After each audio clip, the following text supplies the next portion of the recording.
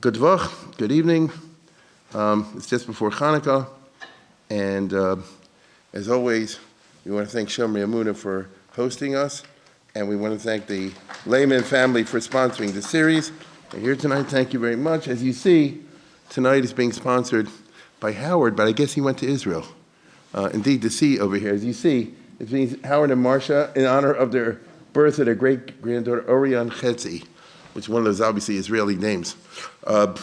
And he went there for this week, as it happens. So thank you, Howard, wherever you are. I hope you'll see this online. And of course, besides everything else, we go back a long way. I want to thank the tech team with the perfect timing.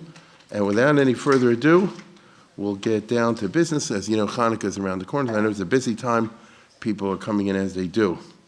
We're at the winter lecture series of 22-23.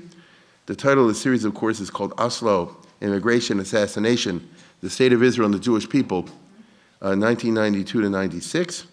And tonight is the 8th, lecture 8 out of 13, I guess, which entitled Klita, Absorbing a Million Immigrants in the 1990s. Now, the truth is, I put these titles together like a year ahead of time because I have to do some for Jeep purposes. And I figured the Klita is a large subject and it'll cover 2 lectures. So I did it for part 1 and part 2. But the emphasis, I sat down yesterday and Sunday last week when I started to write these up. And I said, is it really for 2?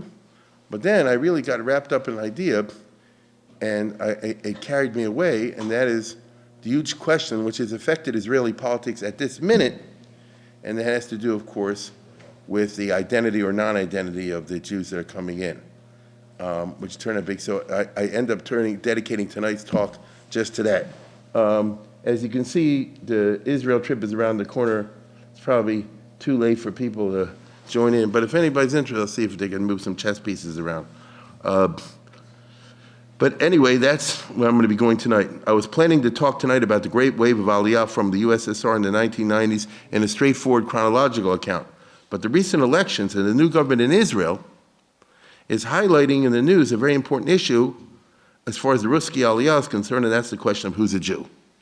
Because I think everybody here more or less follows the Israeli news. Raise your hand if sometime early in the morning you get to the Jerusalem Post or one of those type places, one of those sorts of sites. And you'll know if you follow basic politics that one of the items on the agenda of these new, what they call them right-wing parties, from parties, whatever they call it, one of the items in the agenda is to change the laws. They do not like the fact that a ton of people are moving to Israel and a ton who are simply not Jewish. Okay? And on the other hand, as you know, the mainstream Jewish organizations and certainly the media have declared this a culture war battle. And so if you say that, you're chayiv misa because you're saying bad things about Jews. And it's becoming one. In other words, you and I will be seeing more of this subject in the coming days and coming weeks. So it happens to be, for my selfish purposes, providential, that this talk is to be given exactly that time because it becomes a matter of interest. Not that I want it to be a matter of interest, but because the international politics and situation is turning into one. So Bezalel Smotrich and Itamar Ben Gavir and Avi Mose, these are names that some of us never heard of before, some of us have heard before, but one of the items on the agenda, not the only one, is to change the laws vis-a-vis the Russian Jews, all the rest of it. May I say, I'm sure that a crowd like I'm looking at here who follows the news knows that at this particular moment, as we speak, there's an uptick in the Aliyah to Israel from Russia and the Ukraine. From the Ukraine, naturally, and from Russia, they see storm clouds. Okay, Putin, believe it or not, has been good for the Jews as things go in Russia. I'll even say, as far as I'm aware, in terms of history, Putin has been the best ruler of Russia for the Jews. That's quite a statement I just made. Okay, now I'm not talking about the other stuff. Okay, so it ends up like a Trump type thing. This is good, this is bad. But as far as the treatment of Jews is concerned, because it's the easiest thing in the world to turn on. It's the easiest thing in the world to turn on the anti-Semitism over there. So that means, for whatever reason, he sat on it. And that's just interesting, okay? That doesn't excuse the invasion of the Ukraine and that sort of thing, but honest is honest, okay? Now, nevertheless, people are scared to death, And who knows, like I said before, if he's going to fall from power or something like that. And whoever comes after him probably won't be that tight. Consequently, a lot of people run away from Russia, a lot of people run away from Ukraine. I don't know if you saw this in one of the news items. The Ukrainians captured a Russian prisoner. Is that what it was? Yeah. Ukrainians captured a Russian prisoner who turned out to be Jewish. And, what should we do with you? He said, send me to Israel. Get me it's like that old Bob Hope thing, get me out of Russia. And they did. Because what does the Ukrainians need? Another POW. Get it? You know what I mean? This guy's, he goes to Israel, he's out of the war. You see? So it's like that. Now, as we know, Israel has, the statistics tell you a lot, and we got a screwball situation as always, and one of them involves demography. These numbers are conservative. So as we speak right now, there are 7 million Jews in Israel today. There's a little more, maybe whatever. 7 million Jews in Israel, of which a third of a million are not Jewish, and the truth is, it's probably more like 500,000. That's a fairly large number. It's not a small number, right? That's a fairly large number for a population of 7 million.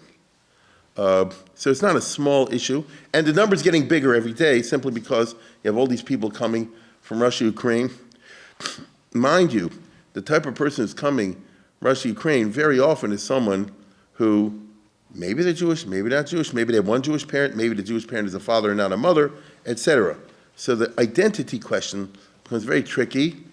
Frum Jews view everything through the halachic lens, but non-Frum Jews do not, okay?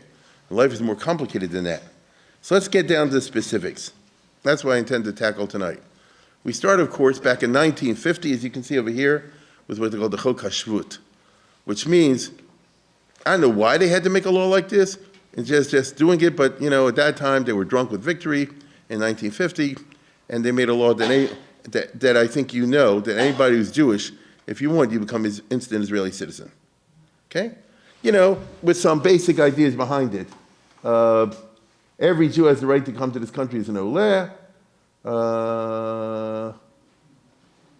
Express desire may, while still in Israel, get a certificate. Is there another one? I think this is it. And later they said, not if you're a criminal or something like that. They put a few exceptions in there, which are normal exceptions, okay? In other words, Meyer Lansky might not necessarily have the, well, no, it happened. It happened, right? And they say, you're not what we had in mind, okay? Now, so in other words, it doesn't mean automatically. Now, may I say, Israel is by far from the only country to have such a law. I think I told you the story more than once. I read a book many years ago about this guy, a Russian Jew, in the Soviet Union in 1975, and he was like Olympic swimmer, get it? He was when the Olympic team, the swimmer. Either he was in Team A or Team B, but even if he was in Team B, that means he was in close to the finalists. Naturally, he wanted to get out of Russia, so he thought of swimming out of Russia.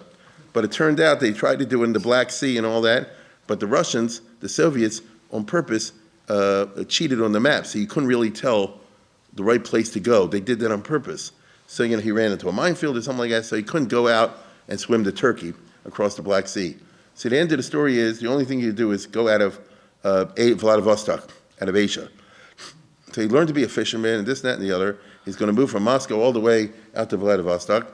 But he knows that the Pacific Ocean got a lot of sharks. So he became the world's bucky on sharks. He read every book on the subject, till he knew every of sharks. So if a shark goes like this, you do like that, and you hit it on the nose, I don't know, whatever it is. He just made his business, because he's very serious about it. And then he got a job on a fishing boat that went out of Vladivostok, and when they were, 60 miles, 40 miles, I don't remember what, off of Japan, close they were, in the middle of the night, the guy jumped off the ship. That's how desperate they were to get out of Russia. Jumped off the ship. Remember, he's an Olympic swimmer, and he swam with all his kaikas. He reached the shore in Japan, wiped out, and I don't remember, he was picked up by the police, or he went to the police or something like that, and immediately took him to the police station, and they said, well, you're escaped from Russia, we got to send you back to Russia. He said, call Israel. He called the Israeli, I'm a Soviet Jew trying to get out. And the guy was skeptical, but they called the Israeli embassy, and a guy from the embassy came within a short while to the police station, and he said, yes, this guy's a citizen of Israel. He said, that's baloney, there's no such thing like that. If you're Jewish and thing, it's a citizen of Israel. He said, that's ridiculous. And the Israeli said like this, it's ridiculous, Japan has the same law. There's about a dozen or 24 countries around the world that have that law. If you're Japanese, whatever, you're American Japanese, like Denise said, if you want to be a citizen of Japan, if you want to, you're instant citizen. You don't have to wait 5 years or anything like that. So, and what do you call it? And I remember the captain said like this, I'm going to get a call soon from the Russians, get this guy out of the country now, or else I'm going to have to detain him. So they put the guy immediately in the car, wet as he was. They called ahead to the Tokyo airport. He says, what's the next El Al plane? Next El Al plane is Manila. Put him on the plane in Manila. And meanwhile, we'll figure out a way, from him to get, and that's what happened. That's how I wrote the book. So there are such things as countries with a Chok HaShvut. It's not only Israel. The only thing is, of course, right? And by the way, it was the Mizrahi party, the religious party, that proposed this. It's a very Jewish kind of idea. Right? It's very, in a certain way, it's kind of a frum sort of idea. If you're Jewish, what do you go, 5 years? Like, it's ridiculous. It's Amcha, correct? I'll just give an example. A Hasidic Jew moves to Israel. So, you got to wait 5 years and goes through all this sort of thing. It's not Jewish, Now, there was a gaping hole in the law, of course. And I think when they first drafted these laws in Israel, they didn't think about all these cases. And of course, the gaping hole in the law is it doesn't define who is a Jew. Right? Define a Jew. Because in 1950, when you had all the immigration from Eastern Europe, and from, of course he's Jewish. Salah Shabbat, say what you want. It's not a question whether he's Jewish, you see? Or somebody coming from Romania or Poland. Now, I'm not right. It could be a few, very few. Generally speaking, somebody gets off the boat in Israel and can talk Yiddish or something like that. All right, all right. So that's how they thought. In 1950, it was kind of self-evident. This is before the mass intermarriage, which has become such a pronounced feature of Jewish life post-1950. I think we don't realize it. Prior to 1950, there was a certain amount of intermarriage, but it was relatively small, right? After 1950, in our lifetime, the intermarriage just shot through the roof, okay? Till today, there's more intermarriage than in marriage among non-frum. I think everybody knows this. The numbers are higher. Okay, now mind you, when I say I want to be very clear, when I say intermarriage, I'm talking about where the non-Jewish partner does not convert to Judaism. If somebody's Megayer, that's a different story altogether. Then they're as Jewish as anybody else, and they can get into Israel with no trouble, and so I'm not talking about that whatsoever. I'm talking about a case, which is a bazillion of them, in which one part, let's say, for example, the guy marries a non-Jewish girl, okay, and she doesn't feel like converting to Judaism, and he's okay with that for, however life is. All right. Now, how does that affect the state of Israel and the Russians and all the rest of it? So what happens if a Jew makes aliyah with a spouse who's not Jewish? The law didn't cover that. What about the kids if the mother's not Jewish? You see? Things like that. It didn't hit the fan for a decade, as far as I know. For one thing, the Misrat HaPanim, which was the Ministry of the Interior, which was in charge of registering all the new Olim, and in Israel they put in your card whether you're Jewish or not, because in the Middle East, Jewish is not merely religion, Jewish is ethnicity, as you know.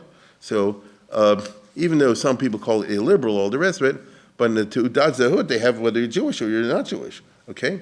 Now, for the Misrat HaPanim was in the hands of the Mizrahi, of the religious party, and was staffed like a Mizrahi fiefdom. In other words, that's the old Ben Gurion era. This party gets this ministry, so they can put in all those guys, stuff them all in. Your cousins, your your friends, and all the rest of it, they get jobs in the ministry. So it used to be in Israel, if you went long ago, if you went to Misrat HaPanim, you see a guy named Amaka, registering all the sorts of things, because that's how it was done, okay? So in those years, if somebody wasn't Jewish, they wouldn't register you as Jewish, they would say, go to Rabbanut and work it out. You get it? That was the general idea. But in 1955, you probably don't know this, there was a mini Zionist revolution, because Ben Gurion, for the first time, included the Achdut Avodah in the government for the first time. In other words, when Israel became a state, so I think you may recall, there was primarily the Mapai party, plus the religious, plus one or two others. That was the heart of the coalitions. Remember, you had to get 61 in order to have a majority. Of course, you want more than 61, but at least you need 61, because the Knesset is 120. The Mapai always got in the 40s. If you want to get exact, it was like 46, and then 45, and then 46, and then 40 in 1955. They went down. And one of the things Ben Gurion never wanted to do was include the Mapam party, even though they are very similar to the Mapai party, but they were pro-Russia and he was pro-America in the Cold War. But by 1955, but in other things they're very similar.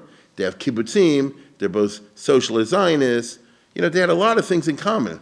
But what we call it the narcissism of small differences makes a big deal. So, you know what I mean? Somebody they're good at one got caught over here, it's like that. So, by 1955, Stalin was dead. So since God had died, so they could, look at it a little differently. And the Mapam party was composed of two elements, the more hardcore and the less hardcore leftists. And the less hardcore left was Achdut Avodah. And so he brought them into the government. That's people like Yigal Allon and all the rest of it, So they're good people. And the long and the short of it is, he gave them the Misrat HaPanim.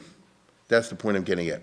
For the very first time, the Ministry of the Interior, which is in charge of all this stuff, was the hands of a very thoroughly secularist party, okay? Although, I'm going to repeat more than once tonight, secularist doesn't mean what you, like in America, you understand? Especially in those years, secularists were very Jewish. The shul I don't go to is Orthodox, as they used to say. So it was, but they didn't know. They were very ignorant. Now, he gave them the Misrat HaPanim, and before long they changed the bureaucratic rules.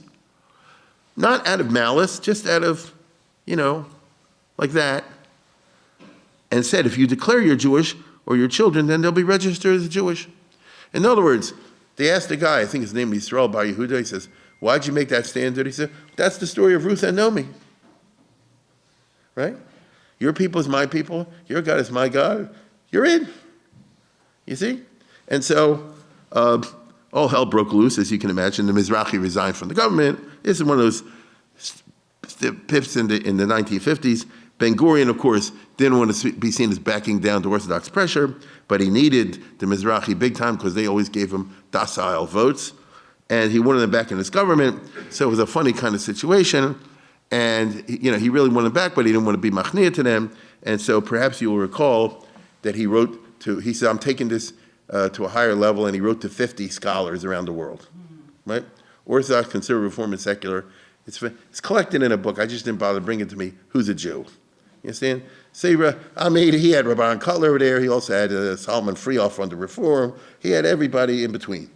You understand? Okay, fine. 2/3 of them say follow the halacha, right? So he was a little disappointed. 37 out of 50 said just follow the din. Meaning the mother should be Jewish or they should convert. That's all.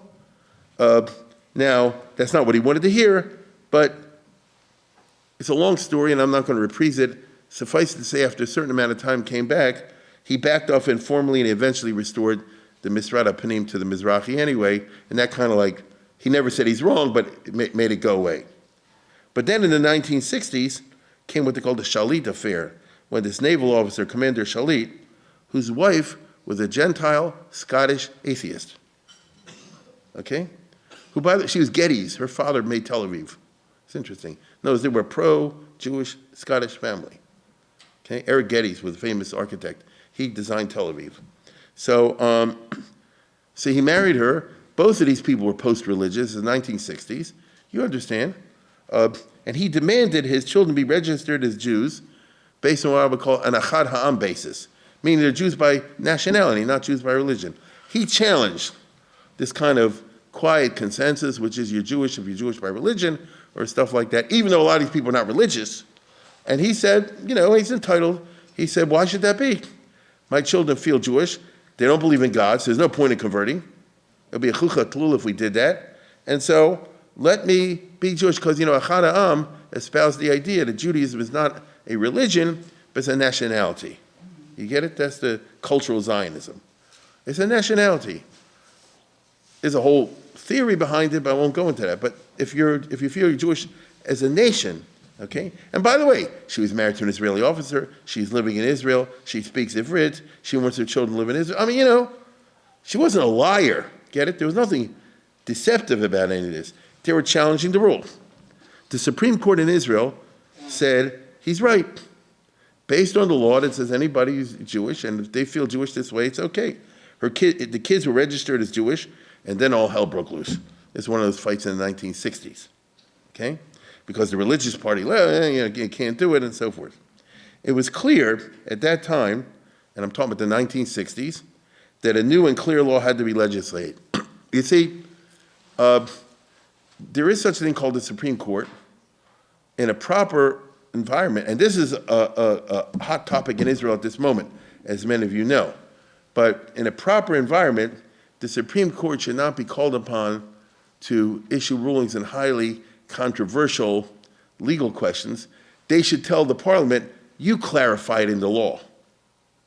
You get it? It's your job. We were asked to say, should this guy be registered as kids as Jewish, even though they're not Jewish by gayrus or anything like that, but based on nationality. That's a major issue. This is 1962, not 2022. 2022 is a new court, they have a different attitude. I'm talking about at that time, when the court was much more conservative in the sense of self-limiting, okay? And they said, listen, as far as we know, the kids are Jewish, but we realize there are two sides to this. But we have a Knesset over here. See, it's not like halacha. Halacha in the Jewish religion, the Orthodox don't believe that they can legislate. You get it? Not by and large. They're stuck with the old rules, they just try to apply them. But in the state of Israel, it's a secular country, you can legislate. And so you can say in the law, by Jewish we mean X or Y or Z, or not. So if you indeed, the Supreme Court said they're not wrong. If you feel, the majority in Knesset feel, that a Jew is somebody who identifies like a Chana'am, as a Jew by nationality, regardless of religious conversion or not, legislate it, pass a law, and then we, the court, will act according to that law. On the other hand, if you, for whatever reason, in the Knesset feel that Jew means somebody who's religiously Jewish, has a conversion, say so in legislation, and then we will act according to that. It shouldn't be up to us, you see? So it's like stare decisis, the old way. Now, as a result, in the late 60s, and this is after the Six-Day War, and by 1970, you had a legislative weirdo. First of all, a Jew to be registered as a Jew has to have a Jewish mom or a gayrus. He must be a member of another religion. That law was there. You can't be a member of another religion. Now, theoretically, according to Chana'am, why not? You see? So they had, that's what I mean by weirdo. They had self-contradictory types of clauses. But the statute did not define gayrus. I mean, what about a reformed gayrus? Or a conservative?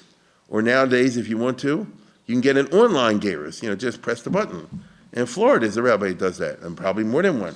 So, again, define, this is for lawyers, or better yet, for legislators. A legislator should, he or she, strive to make whatever statute they want to pass as clear as possible. Agreed? Theoretically, nothing should end up in the court. It doesn't happen like that. But, the law should be very clear. Now, in addition, in 1970, they added to the law, so on the one hand, the question of the gayrus. And number two, I don't think I'm clarifying myself. They passed a law, and the law included several elements. One of the elements was not quite like a Chana'am, okay? It said, you have to, in order to be Jewish, you have to have a Jewish mother, or you have to have a conversion. Mm-hmm. So in this law, they were rejecting the Chana'am definition. However, they also added another paragraph to that law, which is the big controversy. In addition, they added a paragraph concerning the right of return. Now, those are two separate issues. I want you to understand this. One question is, how do you get registered and identified in your Teudat Zehut? In other words, in your ID card, how does the state of Israel define you legally? And that's what they say, you have to have a Jewish mother or else a gayrus. It's not, you can't be defined like that Scottish lady. Now, something separate. Do you have to be fully Jewish to take advantage of this law of return? Okay? I'll give you an example I'm talking about. Suppose a Jewish guy, and of course this is going to happen a lot. A Jewish guy wants to come to Israel. Well, there's nothing to talk about. His wife is not Jewish. She's Polish, Ukrainian, Romanian, Arab, whatever it is. Well, is Israel want to say like this, you can come, but she can't come? Or did they want to say like this? You're a citizen immediately, she has to wait 5 years. It was an anomaly, get it? It creates a funny situation. You have to understand this, okay? It's a funny situation. Or, maybe his wife is dead. You can come, but your children can't come. Or you can come, but your children have to wait 5 years or something like that. It creates this funny situation. So because of that, they added a paragraph concerning the right of return. I want to say it again. Right of return means you have the right to move to Israel and get instant citizenship. It doesn't necessarily mean that you get registered as Jewish. Even if they're not Jewish and do not have a Jewish mom or a gerus, you still have the right to move to Israel if you are related to a Jew. As we'll see, if you have one Jewish grandparent. In other words, a different standard for the right of return and instant citizenship. That's what I mean by Let's take a look at the language. This is a translation from the law.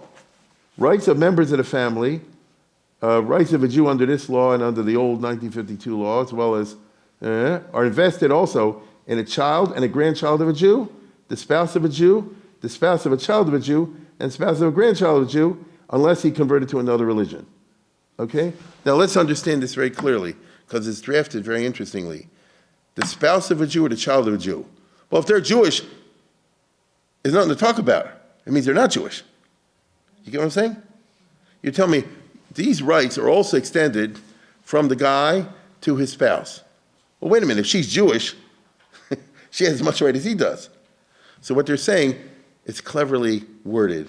What they're saying is, even if she's not Jewish, but if she's the spouse of a Jew, or the child of a Jew, or the grandchild of a Jew. Grandchild of a Jew is already, that means like this, you're quarter Jewish. In other words, your two parents are not Jewish. One of your grandparents is Jewish. Think about that. That's the meaning of a grandchild of a Jew. Because otherwise, you're Jewish, you see? So here I am, let's say just for example, somebody comes from Russia, Ukraine, all the time. He's not Jewish. His mother and father are not Jewish. One of the parents of the mother and father were Jewish.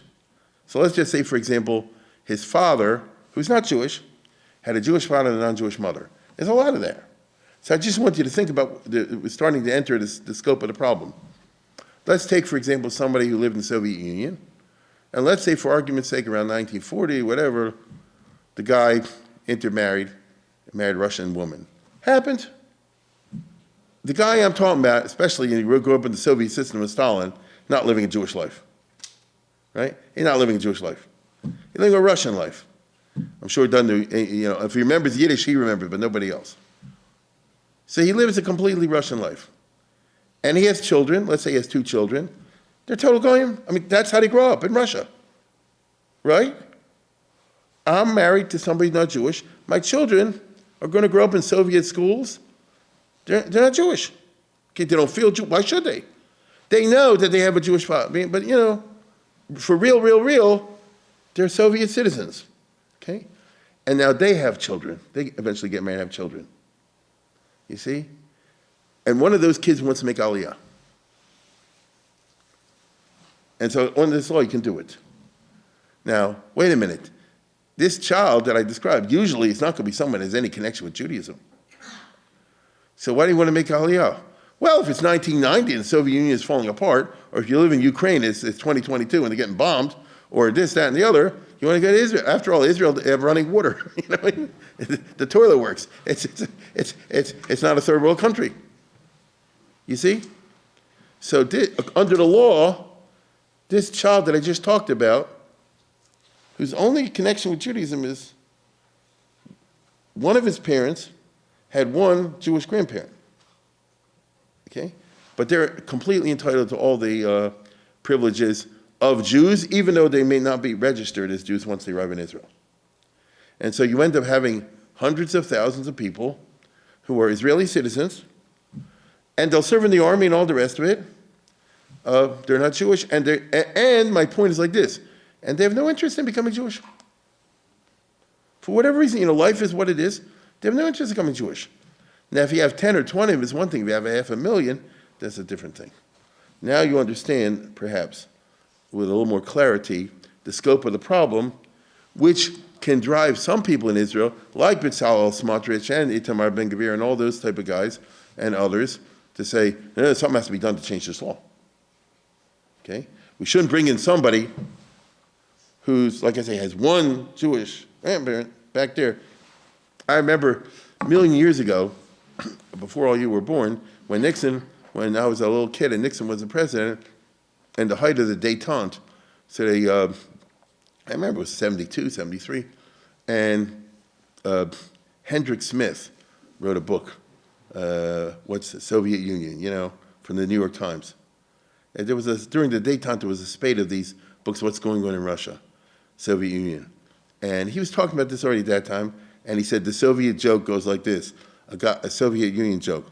A guy goes to the factory head and he says, listen, I got to move I'm leaving, I want to quit, I'm moving to Israel. Why are you quitting? We treat you very well over here. You do, I have no tinnitus. He says, we got your promotion, all the rest of it is no anti-Semitism, this, that, and the other. He says, I know. So he said, well, you're very ungrateful. Why do you want to leave? What's Russia, what's the Soviet Union done anything wrong to you? You have a very good position. He says, I have no complaints, but to be perfectly honest, my family wants to go. So he said, well, the heck with them. Let them go and you stay. I'm the only Jew. See? So it was a joke in 1972. It's not a joke today. That's my point. I remember 50 years ago, they're writing like this, okay? Now, I was reading big books when I was 3 years old, So anyhow, this was a shocking departure from what had been in Israel before. I'll say it again. This law was passed in 1970, and it's sort of like a compensation for the fact that they said, well, we're not going to recognize you as Jewish if you're just secularly Jewish, like that Scottish lady. But on the other hand, we're not illiberal, and if you have any Jewish connection whatsoever, you can come in, right? Now, the Olim didn't even have to say they're Jewish. That's my point. They didn't have to fake it. As long as you're not a Christian, something like that. But most of these people are post-religious in the Soviet bloc, and so, and by the way, if you're a Christian, just shut up. Just say I have no religion. No, I'm serious.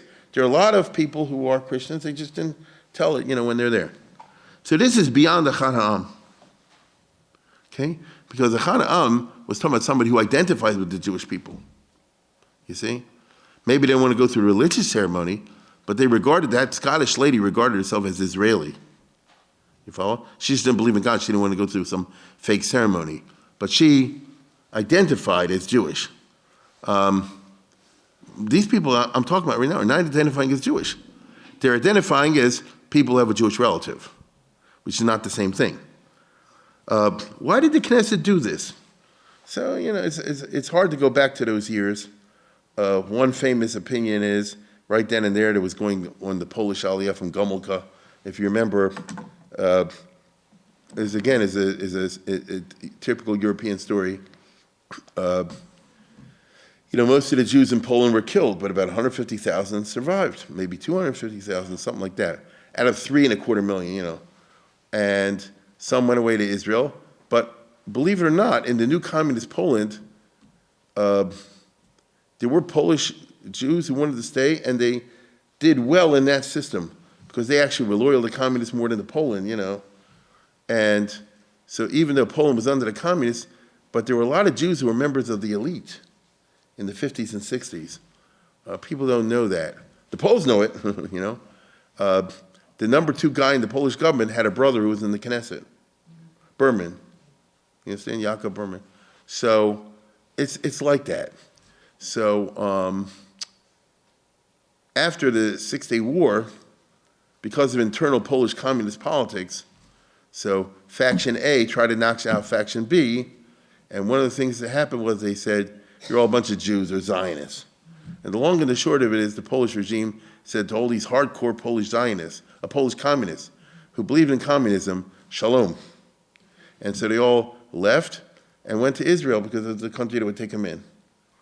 You know who's from this group? Amira Haas, who writes always against Israel on the Haaretz, get it? So she lives in Gaza, So the point is that Israel had several thousands. I mean, it was like 20, 30,000 of them came to Israel. And they came to Israel not crazy about Israel, because otherwise, and a lot of them were intermarried and that sort of thing. So in order to smooth things over, as long as you're partly Jewish, is good enough. They wanted to encourage that. On the other hand, it's also true in the beginnings of 1970, as we recall, was the very beginning of the Soviet Aliyah. Okay? Now remember, they did not know in 1970 what you and I know, which is it would take 20 years before the floodgates would open, which is the 1990s, correct? There was a hope in a time of Golda Meir, maybe, we'll get a lot of, and again, you didn't want a situation where say you can come and this one can't come, because then the Soviet Jews won't come. And Israel was desperate, always is desperate to get more Jews. And therefore, that was a big reason for pushing this sort of thing. They didn't want to discourage intermarried Jews from making Aliyah. I don't know why, but for some reason, when this was passed in 1970, this paragraph, which gave the right of return to people who are not Jewish, didn't raise such a storm of controversy.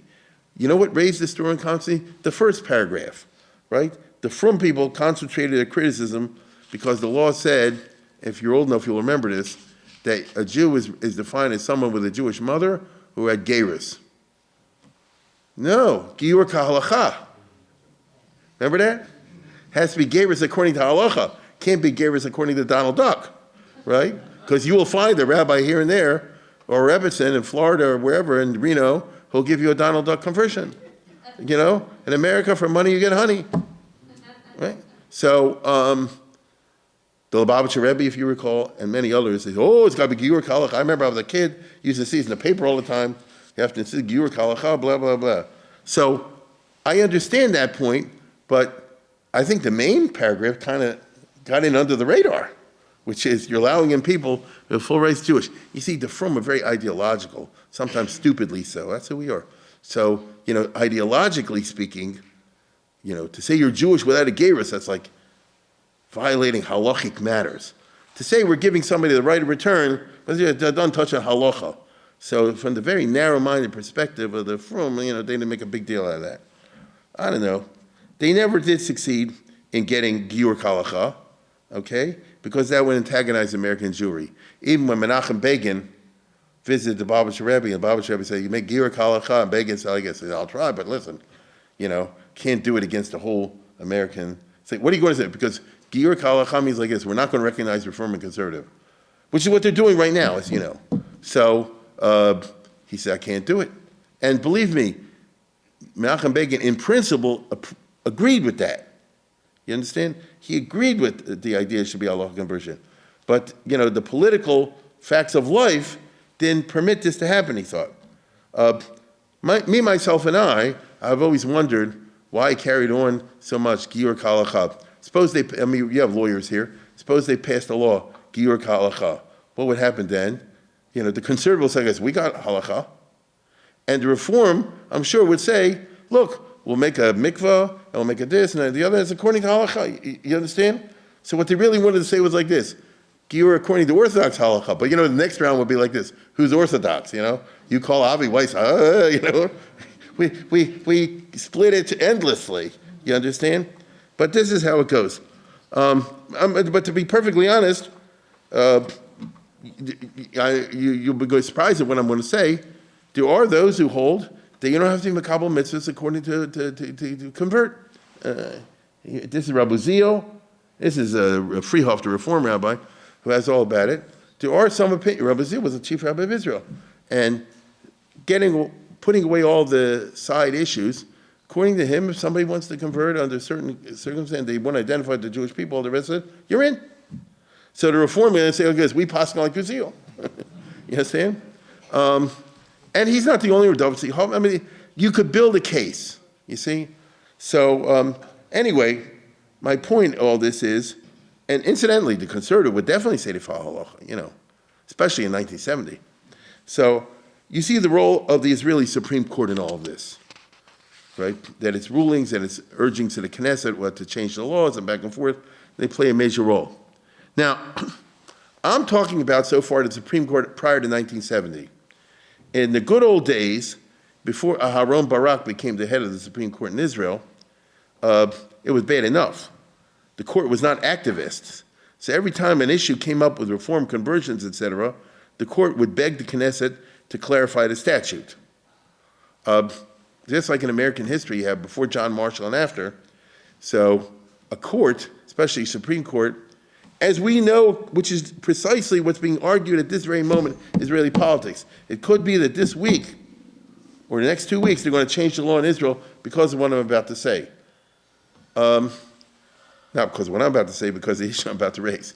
And that is, and this goes to all, this is as old as time in every society. How much power does the court have? Does the court have the right to overturn statutes and things like this? Now I want to be clear. In the United States, the Constitution of the United States does not say that the Supreme Court can declare something unconstitutional. I want to be clear about this. And this goes back to John Marshall and Thomas Jefferson and Andrew Jackson. And so really, from a constitutional perspective, the court can't do anything. And a famous, notorious case is when Andrew Jackson took all the Cherokee Indians and kicked them out of the South, which wasn't right, but he said, I'm doing it. And the Cherokees at that time had a lot of educated ones, including lawyers, and they went to the Supreme Court. It was John Marshall. And John Marshall said, this is illegal, it's unconstitutional. You can't kick out whole people for land just like that. And Andrew Jackson's like, you got no power to do anything. I'm gonna do whatever I want. You can't stop me. And he was right. Now, therefore it depends on public opinion, you see? But that's a tricky business when it comes to judiciary, because what happens if you have a public opinion, as we have at this very moment in the United States, which is split 50-50 on every issue, okay? There's no issue that I can think of that's important that the public out there isn't split 50-50 with nothing in the middle. Abortion, this or that, you name it, it's across the board. Gender rights, this and that and the other is a 50-50. So whatever you're going to do, if Group A brings out 1 million people to demonstrate, Group B will bring out 1.5 million. That's how it goes. So you may have also heard of Abraham Lincoln, who suspended a constitution in Maryland in the Civil War, and the Supreme Court said, you can't do it. And Abraham Lincoln said, I'm doing it. What can you do to me? So really, they don't have the power under the Constitution to change anything. Having said that, they stupid sich back in the time of Marbury versus Madison, starting with John Marshall. They got in there and they accepted American culture that the Supreme Court can declare something unconstitutional. Okay, and get rid of a law declaring unconstitutional. And for one reason or another, they got the general consensus of the public to go along with that idea. Okay? So there have been X number of laws in the history of the United States which were voted in by the Congress and signed by the president, but then became bottled because the Supreme Court declared it unconstitutional. But that's because you have a constitution in this country. And so you can say it's not constitutional because it doesn't meet, let's say, for example, the Bill of Rights or something like that. It doesn't accord with the letter of the Constitution. We in this country have a republic which there's a limitations on the power of what the government can do. There are. And no one challenges that, except one or two. But nobody challenges that. There are checks and balances and limitations. And so we don't want a president of the United States to have total supreme power like a dictator or something like that. On the other hand, there are other countries which are democratic, and they're democratic because they have elections every once in a while, and they're free elections, which do not have a constitution, including Israel, as well as everybody knows. So theoretically, in those countries, the Supreme Court can never declare something unconstitutional because there's no constitution, you see? And really, whether the Knesset passes a good law or a bad law, the court can't comment on that. The court can only adjudicate, which means once the laws are there, what are the nitty-gritties involved in the specific case? But they can't declare the whole business overturned. In spite of everything I just said, in the history of Israel, starting in the 80s, I guess, when Barak became the head, Aaron Barak, so he was a John Marshall, as you'll see in a second, and he said that the Israeli Supreme Court is above the Knesset. And they can say that something Knesset passed is batel, because it doesn't conform to whatever they feel it should be, bills of rights and things like this, even though Israel does not exactly have a Bill of Rights. Okay? Now they have something called basic laws, which are not but they're passed by the Knesset. They're not identical with the Constitution, but he said they are. And all I'm trying to say is, who makes the final rules? Is it a Knesset or is it a Supreme Court? This became an issue in Israel. Now, he got away with it, and since the 80s, that's 40 years now, you've had this, and he was on the liberal end, on the left. And ever since then, even before then, but ever since then, the Israeli Supreme Court has been identified with the political Zionist left, okay? Not with the right, but with the left, which has ticked off 50% of the population, because Israel, like everybody else, is split 50-50. Now it turns out it may be a little bit more than 50-50. So the Supreme Court is, so to speak, out of touch, with the thing. Who was it? Does anybody remember Mr. Dooley from 150 years ago, that famous cartoon? He said, the Supreme Court follows the election returns. You understand?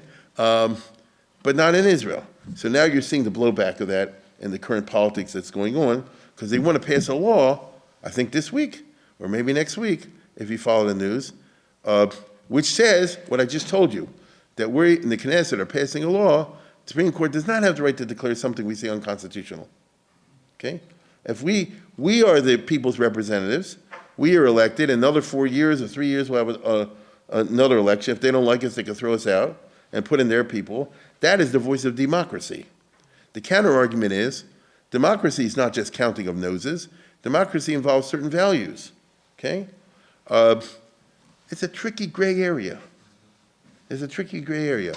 Like I always say, there is some truth to that, because otherwise, if I get 61, let's say it's the Democrats and Republicans, and let's say the Republicans get 51% of the vote. They pass a law, we're going to shoot all the Democrats. That doesn't work either. It's got to be more than just majority rules. On the other hand, they create all these new categories all the time. You say you have to protect these rights and these rights, these are those rights, and you really don't. So it becomes something that's a fascinating political football whose explosive nature we're going to be reading about in the press. I saw the New York Times said the current Israeli government threatens the existence of the state of Israel. That's what they're talking about. So in the good old days before Aaron Barak, it was one thing. The court was not activist. And therefore, as I told you before, when there was a question who's Jewish or not, like with that Scottish lady, they said very correctly, they said, this is not something for the Supreme Court to settle. This is something for the Knesset to settle. You guys you're the elected representatives, you should write the law in a clear way, right? But starting in 1978, when Aaron Barak took over as Israel's John Marshall, so the court became much more activist and therefore domineering, as all legal scholars know. It's just that if you're a liberal legal scholar, you think it's a good thing. If you're a conservative legal scholar, you think it's a bad thing. This has been a fight in Israeli intellectual circles for decades now. Take a look at the next one, if I can read it. The courts of his service, Barak, Supreme Court, greatly expanded the range of issues in which the court dealt. He canceled the standing test of the court used frequently and greatly expanded the scope of justiciability by allowing petitions on a range of matters. As Professor Daphne Barak says, one of the most important impacts of Judge Barak on Israeli law is found in the change which he led with regard to all matters of justiciability.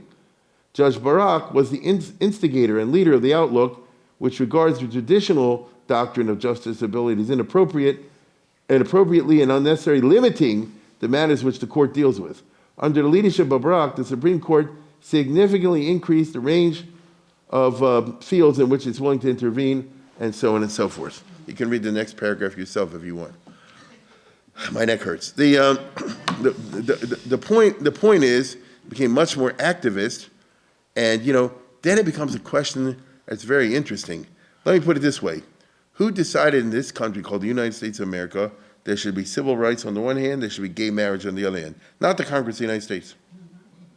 It was the Supreme Court in Brown versus Board of Education, and it was Roe v. Wade when they did the abortion, and it was, I forget which one recently, what they said, you can have gay marriage, okay?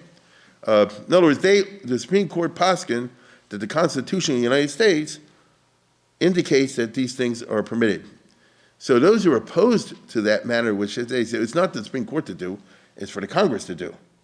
The counter-argument was, if you're waiting for the Southern senators in 1954 to wake up on the civil rights, it'll never happen.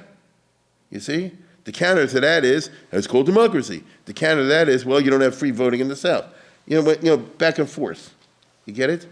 But a Supreme Court, generally speaking, has to be sparing when they do that. Because otherwise you're taking the place of the legislature, and when you declare it to be a constitutional issue, you're saying it's beyond the power of the Congress to deal with. What if, I'm just arguing, what if the Congress said tomorrow we change our mind? Actually, what if the Congress said tomorrow they change their mind on gay marriage? It's not going to happen. I mean, what they do? You can't do it because the Supreme Court says it's a constitutional right. So it depends. So you got a single shoot, let's put it that way, to get this accepted. So, or you get blowback, okay? So in Israel right now, at this moment, as we speak, you're seeing the blowback, because that's exactly what they're arguing against. That's what this Saul Smotrich and these other guys want to do, which is we say, no, we want to restore sovereignty to the Knesset, okay? And like I say, you don't like what we're doing, Knesset, you the voters vote us out. Because we will have elections, okay? That's what gives us our legitimacy. So all of a sudden, abstract questions of law, justiciability, the judiciary, and all the rest of it become not abstract, okay? Now, but I think it's pretty clear that Aaron Barak not only personified judicial overreach, but he was militantly secular, he was militantly anti-religious. So whenever it comes to the Supreme Court of Israel, they're going to bring a very militantly Chiloni perspective to this. So the court, ever since he took over, has accepted all kinds of conversions. So every time there's something you say, oh, you can't accept a reform conversion, the Supreme Court will always say, yes, you can. And they'll say, we have the power of the chief rabbinate, and we say, as far as the Israeli government is concerned, this person can be registered as Jewish, and you, the Ministry of the Interior, have to register this person as Jewish. That's what's happened many times. Perhaps you know the recent government under Yair Lapid and Bennett institutionalized some of these sorts of things, which is why the reform right now are screaming holy hell, because these new government want to retract that. So look how sticky it gets, all right? Now, in the 1990s, when the Russians showed up in the million, okay, so Aaron Barak was riding high. His secular championship had become a pillar of what I call the Israeli WASP culture, the establishment. It was a dam against from inundation, okay? In other words, the reason that the WASP in Israel, the white Ashkenazi Pharisees, whatever you want to call it. There's a term in Israel, white Ashkenazi something or other, secular, white Ashkenazi secular or something. But the point is, you can look, some of you will, no, I'm serious. No, I'm serious. But there were at that time, let's put it this way, I'll talk about it in a second. At that time, the trends were not good in terms of religious Chiloni birth rates, okay?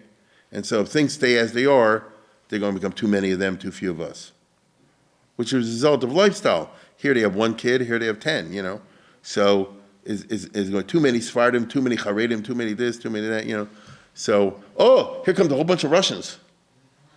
And if we have a very wide definition, the type of person that's going to come and not convert to Judaism, not going to vote for a religious party or something like that, you understand? So what can I tell you? This is how it happened. So when the Russian Aliyah began and took place over the course of the 1990s, many millions of Ruskies were eligible for Aliyah at Israel's expense, at Klita at Israel's expense, and citizenship, if you're going by Russian guy with one Jewish grandparent. I'll say it again. Eligible, that's not what happened, but eligible, millions. Between Russia, Ukraine, Lithuania, Latvia, Estonia, Belarus, Moldavia, and so on and so forth, is a ton. You get it? Now, I think I told you once, the Lubavitch Rebbe, I'm sure I said, the Lubavitch Rebbe, I still remember this, was asked by a reporter how many Jews are in the Soviet Union. I mean, he was asked this 40 years ago. He said 17 million. 17 million. 2 million, 3 million. We had 17 million. Lubavitch knows. You know, there's a lot of people hiding their identity. Here I'm talking about a different phenomenon. Maybe he's talking about the same thing. Somebody with one Jewish relative, okay? Another factor in this mass aliyah of people who are not Jewish was, of course, the Sachnut and the bureaucracy, the Jewish agency, which has always been a WASP bastion. In Israel, the way they divide ever since the beginning of the state, for, I would say, racist reasons, they always retained the Jewish agency and gave them legal responsibility for a lot of functions. That way you don't have to do it for all the citizens, but just for the Jews. So, for example, if you say housing is up to the Jewish agency, then it's a private corporation, so to speak, and they're doing it just for the Jews, not for people who are not Jewish. You understand? So they've always been in charge of Aliyah and Klita and that sort of thing. The type of people, by and large, who were working in the Jewish agency, especially in 1990, were WASPs. Okay, that's who they were.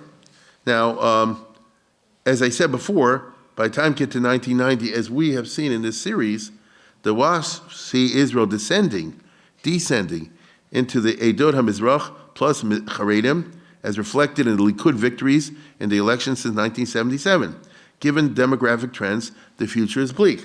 In other words, let's just say for a minute that the Russian Aliyah never happened. And instead of 5 million in Israel, you had, I don't know, 6 million. Instead of 7 million, you had 6 million or 5 million, whatever. So there was no Avigdor Lieberman or anything like that. The left doesn't stand a chance. You understand what I'm saying?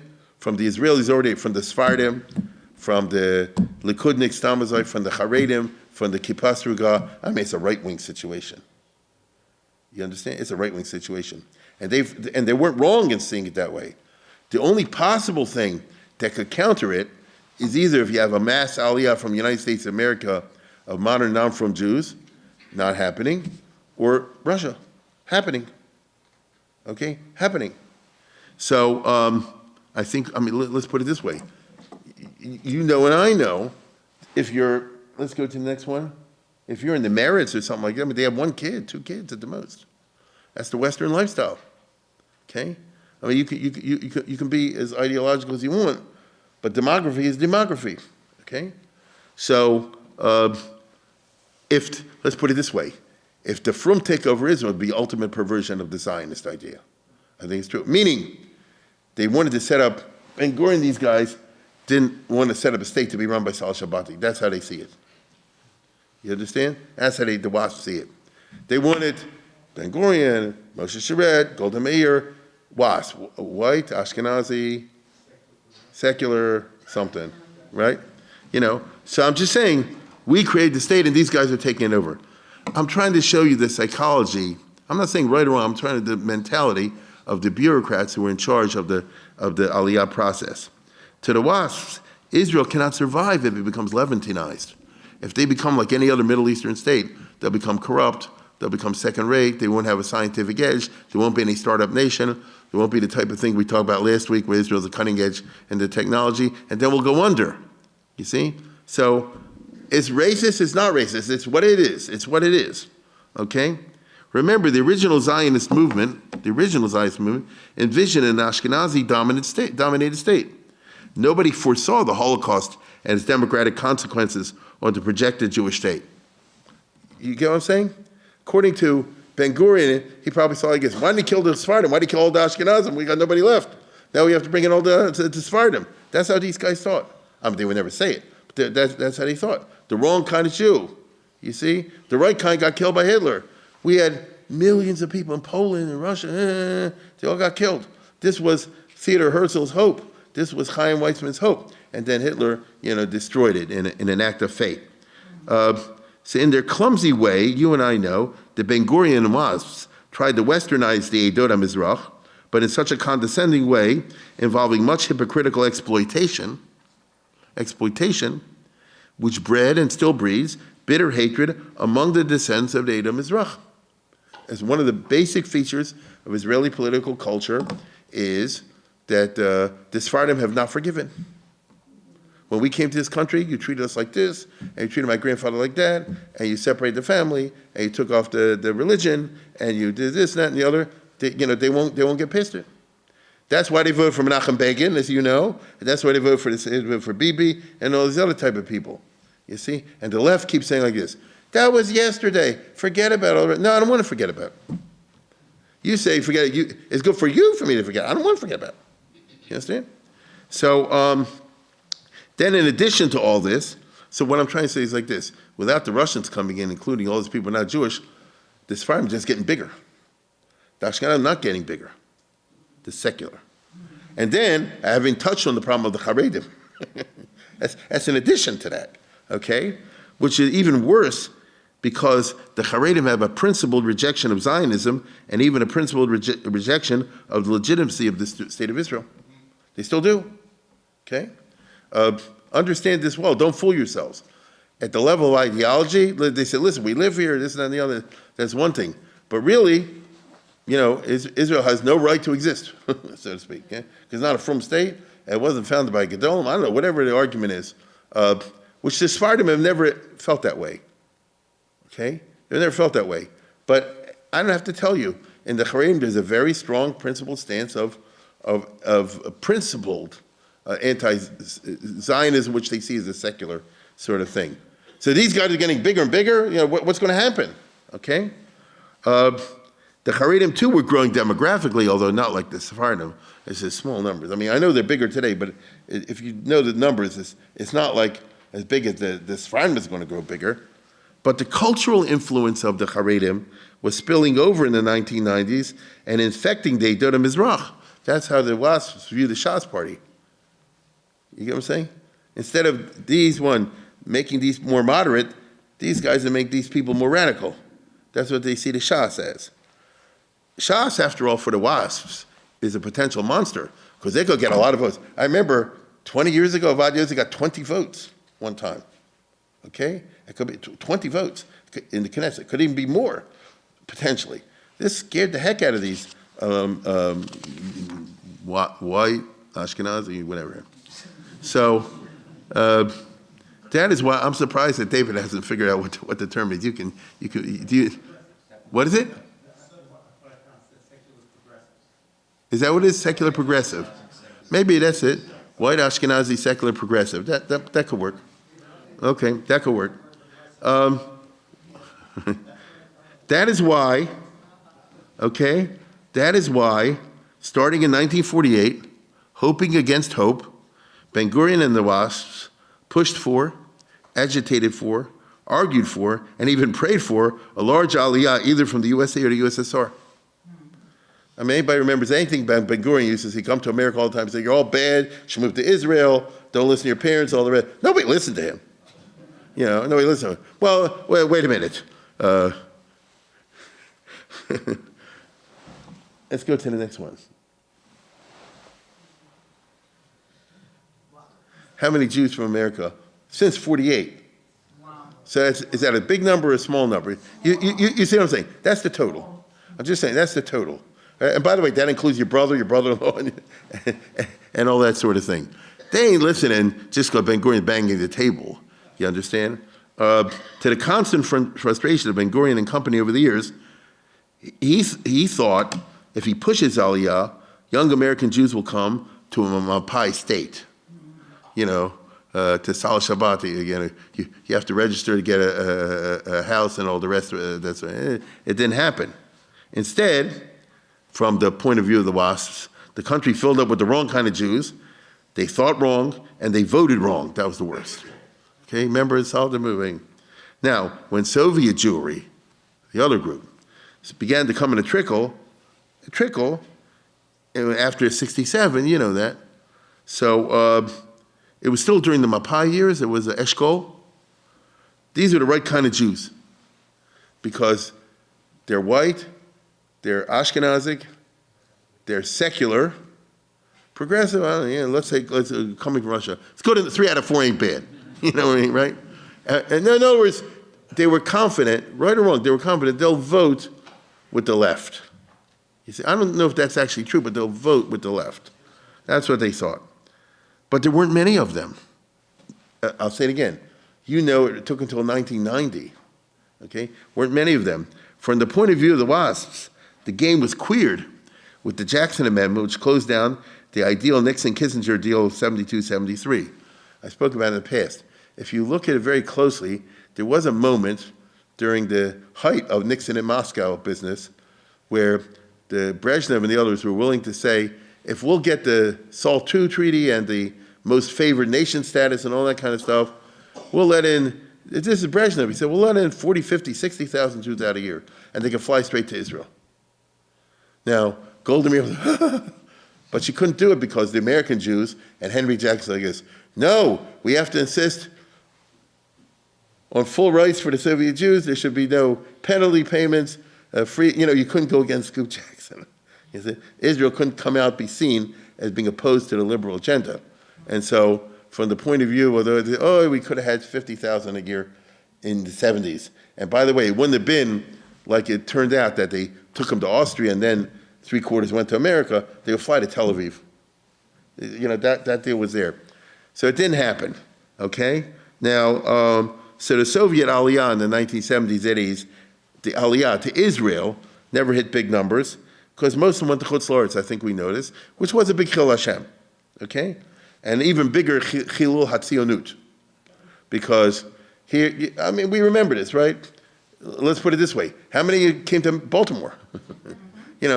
Anywhere but Israel, you see? Some people went to New Zealand, Australia, as we know. So the numbers weren't there. And anyway, it's the height of the Cold War. It was the height of Soviet hostility towards the Jews. Nixon and détente were seen as an ideal opportunity, window of opportunity not to be wasted, but it was wasted. We're going back to the years of SALT I and SALT II and Nixon and Brezhnev. Do you remember those years, right? Nixon in Moscow, and they signed everything, Nixon on Soviet TV.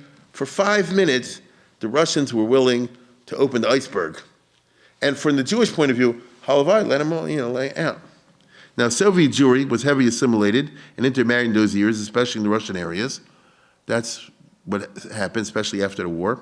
If Aliyah were only for Jewish Jews, many intermarries and others would not come in Aliyah. They would not be eligible. Well, so what?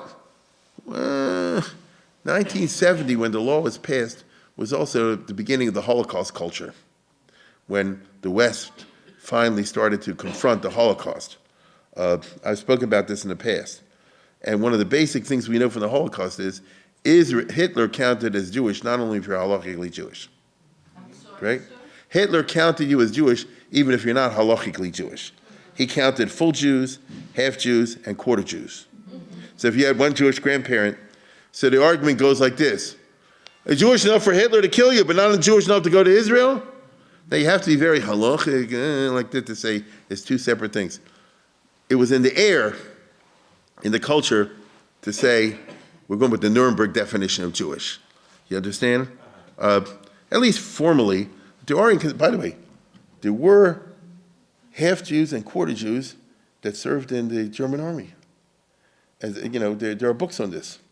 And the Lubavitcher Rebbe was saved. Hermann Göring sent a guy to do it by an officer of a special detachment that went to the Warsaw Ghetto in late 1939, I think, or early 40, and he located the Lubavitcher Rebbe and took him out and sent him to America because of a certain deal that was made. And the guy who was the head of that German detachment, like from the SS, was actually Jewish. You understand? But he didn't identify as Jewish. He was like half Jewish, I don't remember exactly. And he had a conversation with Lubavitcher Rebbe, which obviously went nowhere. But I'm just saying, life is strange, okay? I'll tell you something that'll shock you. There were a few cases of frum Jews that served in Hitler's army, even the SS. And they davened when nobody was looking. It's crazy stories. Because you found yourself in nutty situations like the Europa movie or something like that. You understand? You found yourself in, can't judge anybody. The family, but it's crazier than you imagine. So anyway, in an emotional atmosphere of what they call Brit HaGoral, the covenant of destiny. That is to say, if Hitler regards you as Jewish, if the anti-Semites regard you as Jewish, they come into Israel. It was felt we cannot exclude people whom the Third Reich considered Jewish. Even though halachically makes no sense. After all, Hitler killed Mishumadim. which the state of Israel declined to do. I mean, I think you know this. If somebody was born Jewish and he converted to Christianity, Hitler still considered you Jewish racially and killed you. There was a fair number of people who were not Jewish. In fact, the Catholic Church has canonized a few of the saints, I forget the name, who were Jewish by birth and died in Auschwitz and that sort of thing, you know, and on the basis of the fact that they were considered Jewish by the Nazis. Now, the state of Israel doesn't do that, at least so far. Back in 1950s and early 60s, there was a famous court case, okay, about Brother Oswald. Go to the next. If anybody remembers it, Rufeisen, Brother Oswald, who was a Catholic priest who was born Jewish from Belarus, from Mir, where the yeshiva is located, from Mir. And I will say this, he was a hero in rescuing Jews during the Holocaust. And then later on, he was saved by Christians and he became a Catholic priest. But he said, I'm still Jewish. And after the war, I said, life is crazier than rules. Life is life. And after the war, he was a Polish priest, and he kept saying, I want to send me to Israel. And finally, after 10, 15 years, they sent him to a monastery in Haifa in Israel. And he came to Israel and he said like this, I'm Jewish. I know I have another religion, but I'm Jewish. And he was a good Jew, if you understand what I mean. In other words, like I say, he helped save many Jewish lives during the war. Okay, you get what I'm saying? But on the religious side, he wasn't Jewish. And at that time, it was a famous thing. The Supreme Court in Israel said, well, then you're not Jewish. You cannot come. Now, they didn't say you can't come. What they said is like this. You don't have the right of return. You're not instantly Jewish. Wait 5 years and go through the regular thing, which he did. Okay? Now, I want you to know, at that time, it was a whole controversy, and a lot of the Jews who he saved, who had somehow or other escaped to Israel, and these are from Jews. I'm just off the top of my head, one of the people he saved was Ben Sia Mellon's father, who told me, when when he was in my shul. Happened that he knew him and so forth, and he said it was a complicated story. So the guy stayed in Israel and lived and died there, and is buried in a Catholic something or other in Haifa. So it's not a question of throwing you out of the country, but it's a question of, are you Jewish? Okay? So here we're raising identity questions, which usually you don't come across to, especially if you live in an Orthodox community, right? Take a look at the story here. It's a nutty story. The guy's name was Oswald Rufeisen, right? And he's born to a Jewish family in this place, near the Polish town of Auschwitz. Known in Germany. During his youth, he was in Bnei Akiva. Okay, it was in Bnei Akiva. In 1941, during the war, he helped save hundreds of Jews in Mir, in the ghetto in Mir, where the yeshiva is, in Mir, from mass execution by infiltrating the local police station as a translator under assumed identity of ethnic German Pole. I mean, it's a movie, right? This is a movie waiting to happen. Where is Spielberg? Is he here tonight? He says, around the same time, he led a resistance group in the Mir ghetto. While hiding in the convent and assisted resurrection, he converted to Christianity and took the baptism from the nuns. So notice he met good Christians in the war who saved him at their own risk, and this had an influence on him. Listen, my mother was in a monastery. They tried to work on her. And it wasn't that they meant something bad. For them, they meant good. You understand? From their point of view, I'm not doing you something wrong. I just want you to understand that. And they did risk their lives. After the war, he joined the Carmelite order, meaning he became a Catholic priest, a friar, and eventually a priest. Throughout the 50s, he's living in communist Poland, right? He's living in communist Poland. He made numerous requests to the authorities to transfer him to Haifa and the Polish government to allow him to move to Israel permanent residence. This was denied until the late 50s, when the Polish government finally granted his request, that he, provided he give up his Polish citizenship. Well, that was a tough one. Rufeisen arrived in Israel in 1959 and reunited with his brother Aryeh, who came in 1941. So he had a fully Jewish brother. This is called the 20th century. There's a lot of families in Europe found themselves in Israel. And I'll say it again, I don't blame anybody. When you live through that mishigas of the Holocaust, you don't blame anybody, right? Rufeisen was originally given a 1-year residence permit in Israel, rendering him stateless, applied for Israeli citizenship. Let's go to the next one. Under the law of return, which entitles Jews to immigrate to Israel. He maintained that although his religion is Catholic, he's a Jew. My ethnic origin is and always was Jewish. I have no other nationality. If I'm not Jewish, what am I? I did not accept Christianity to lead my people. I added to my Judaism, I feel as a Jew. And from his point, I don't think he was a liar. You understand? This is his way, his hashkafas hachayim. Okay? Different branches of Judaism treat them differently. In Orthodox conservatives are still regarded as Jews, but not in Reformed Judaism. The Israeli government denied his request on the grounds he converted to Christianity. He appealed the case to the Supreme Court. His lawyer argued by denying him the right to immigrate, Israel cast itself as a theocracy in which national affiliation is equated with religion. Now here we are in the Ben Gurion era, you hear this stuff. You get it? This took place in the early 60s. And they're still saying, what? This is the kind of thing you read about in the paper today. You understand? Now, it was a different Supreme Court. I guarantee you, bet you money, under Aaron Barak, and afterwards they would say you're Jewish. Okay? Especially after he saved people in the war and all the rest of it. In 62, the Supreme Court had held the decision. Any Jew converting another religion gives up their preferential access to Israeli citizenship. The trial ignited public debate about Jewish identity. Court's decision, according to Stanislavski, was a defining moment in the history of the Jewish state, whose influence on Israeli law can be felt to this day. Maybe. And he went on to serve as a light, and he spent the rest of his life there. He became a citizen through naturalization. Notice he waited 5 years, like anybody else. Nobody did anything bad to him. I just want to be clear about this. It's not they kicked him out of the country, nothing like that whatsoever. But if you're talking about getting in under as a Jew, so you can't do it if you convert to another religion.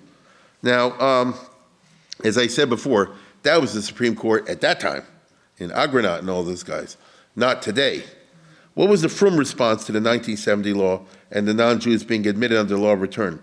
For the broad Frum Republic, it wasn't a big deal, as I recall, because the numbers were small in the 70s. There weren't many people coming in like this, or so it seemed.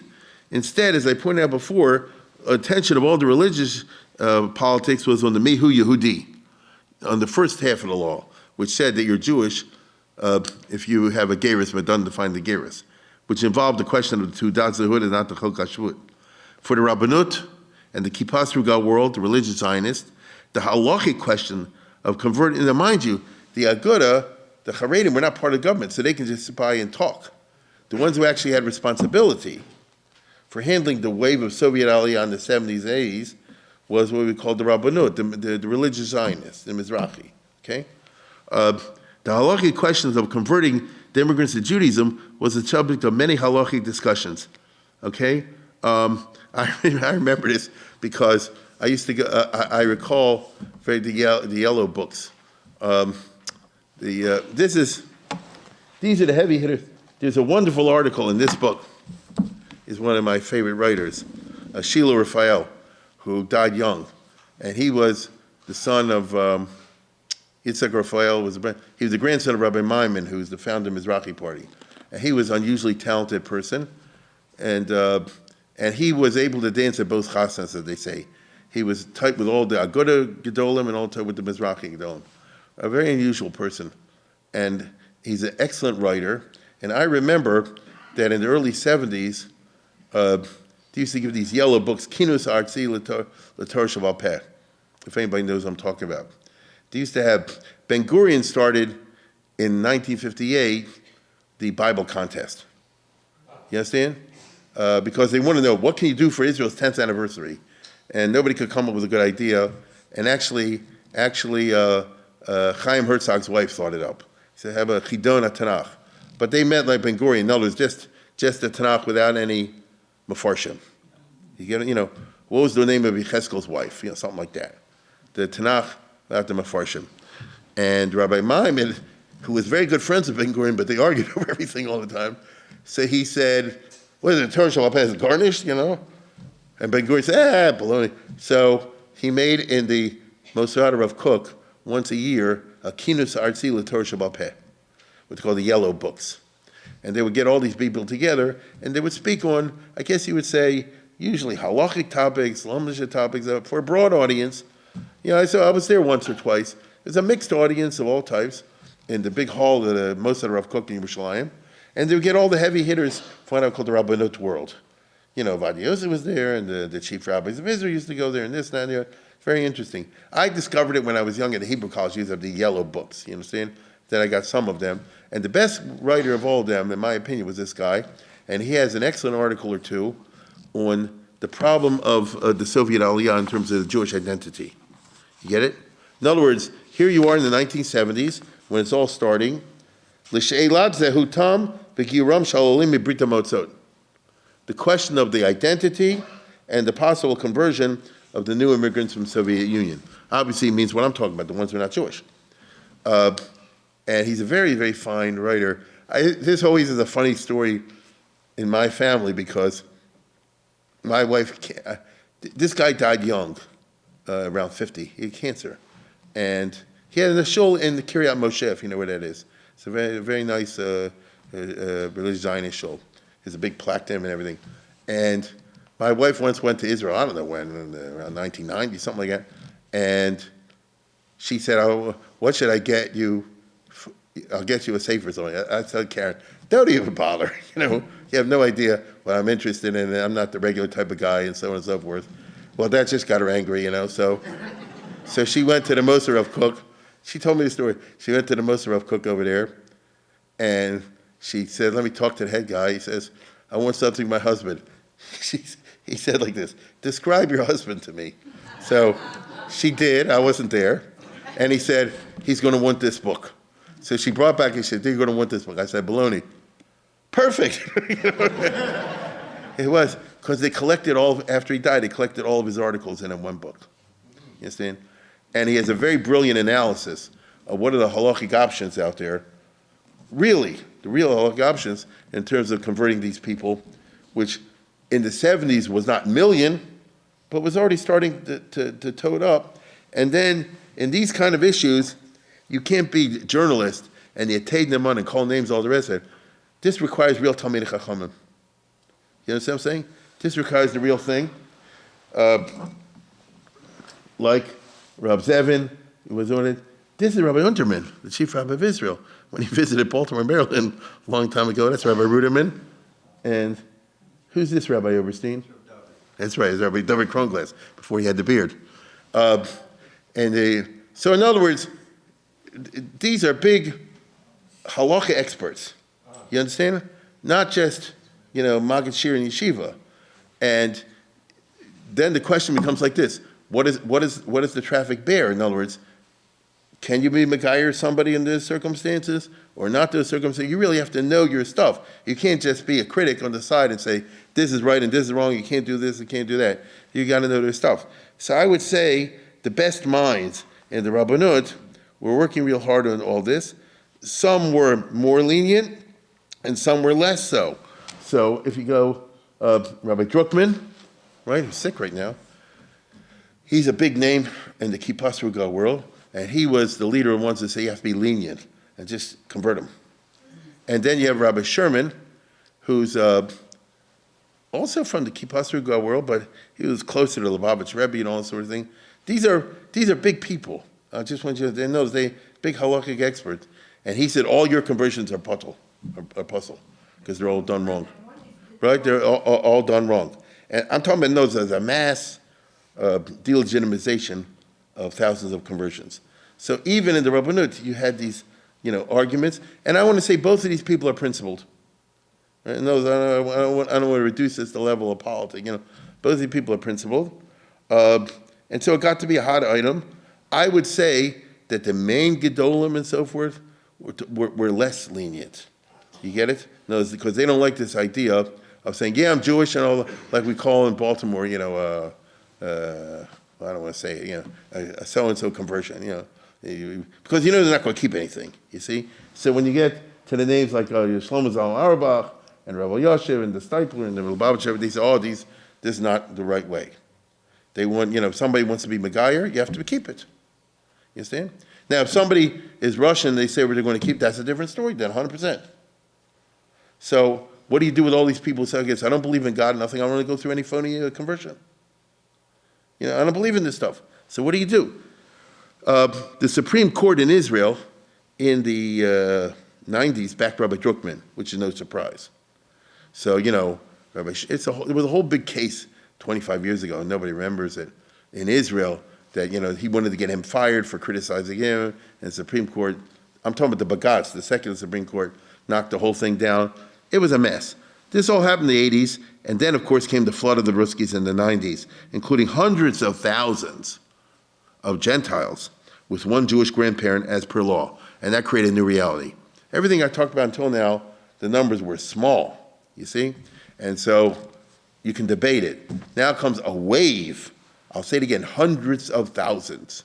That's a lot of people where I come from, right? The Jewish Agency was fine with this, and so were the Chilunim in general, for reasons I outlined earlier. Mind you, there are two sets of Chilunim in Israel. I think many know this. It's what they call the traditionalist Chilunim and the radical ones. And it's always tricky. I'll show you something really interesting. I just found, it wasn't hard to find online, from an old clip from the 70s, late 60s, 70s. It's a secular kibbutz.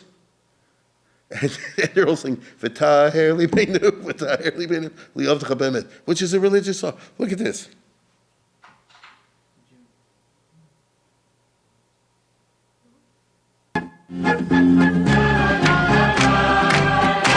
It's a secular kibbutz.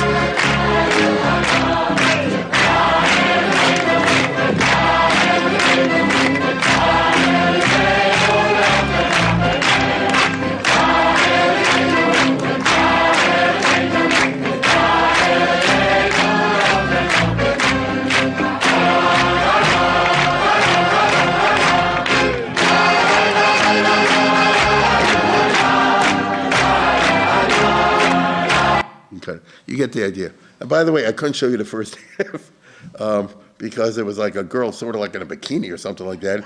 So, I'm serious. Singing, you won't believe it.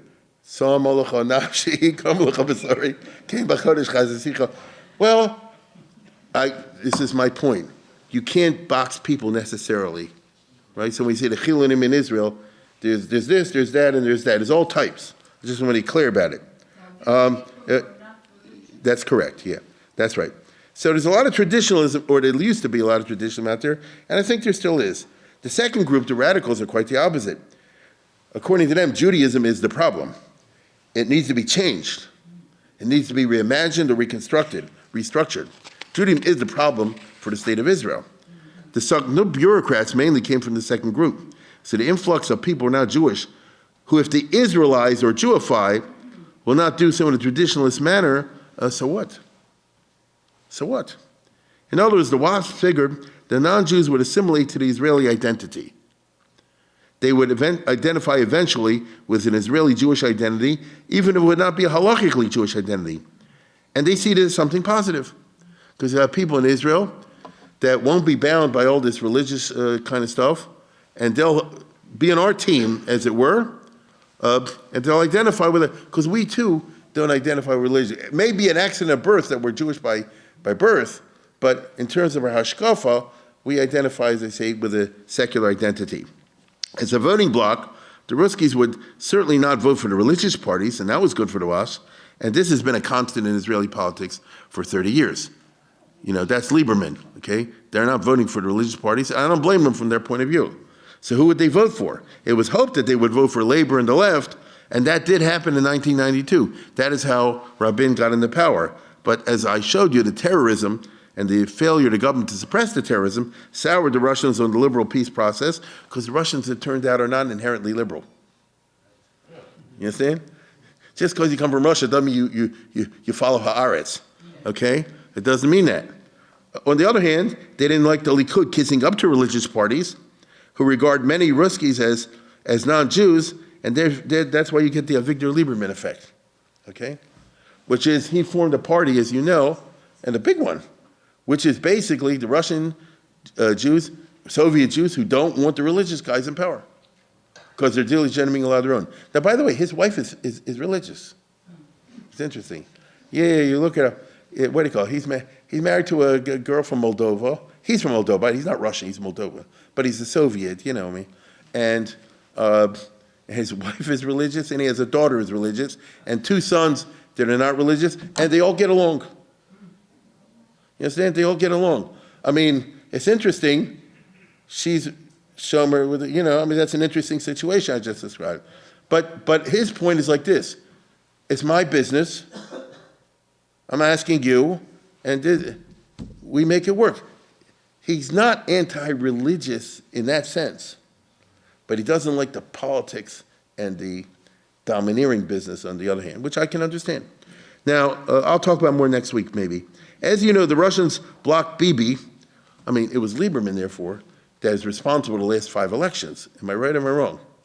I think memory is not that weak to know that in the last four elections, 5 now, last 5 elections, which they had one after the other, the Likud got this close, and all they need is Lieberman in there. He said, no, I'm not joining you under any circumstances. Make another election. And then it happened again, same thing happened. Again, the same thing happened. Remember? This time, they managed to do without him. You understand? So that's just very interesting because he can't stand the Harim, although they can stand the Datim. I've taken a long time on this. Let me conclude by saying this. Since it's Hanukkah this week, everything I said tonight is very Nogeya to Hanukkah. Listen to what I'm about to tell you. I would like to compare the non-Jewish Russian phenomenon with ancient times because parallels are thought-provoking. You probably don't know what I'm about to tell you. The Maccabean revolt, let's go to the next one. The Maccabean revolt of Hanukkah succeeded in establishing a small independent state. So at the time of Judah Maccabee, when they sort of won without getting into all the complication factors, this is what they had. This was the state of Judea. Okay, hold on.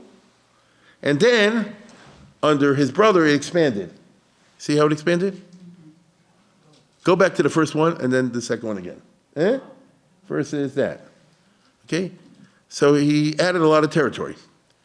And then they added more territory under John Hyrcanus and Judah Aristobulus and Alexander Yanai. Look at that.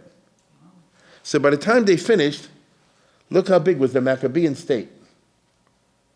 It's actually in some areas bigger than the state of Israel because they had the whole Ava Yarden. Do you notice that? Okay? And they actually had the Golan Heights beyond the Golan even a little bit. Now, they didn't have the Negev and so forth. That's true. By the way, they had Gaza. They didn't have Ashkelon. It's just interesting. So here's my point. This was done through military conquest. We call this in history the Hashmonaim as opposed to the Maccabees, even though it's all one family. But the Tekuvat Hashmonaim. Now, when they took over all these territories, there's a big population over there was not Jewish. What did they do? They forcibly converted them. Okay? You're going to have Israeli identity. It forcibly converted them to Judaism. I'm not saying they're right, wrong, but this happened. Okay? The Frum didn't recognize them. They did. Who knows? We don't know the politics at that time.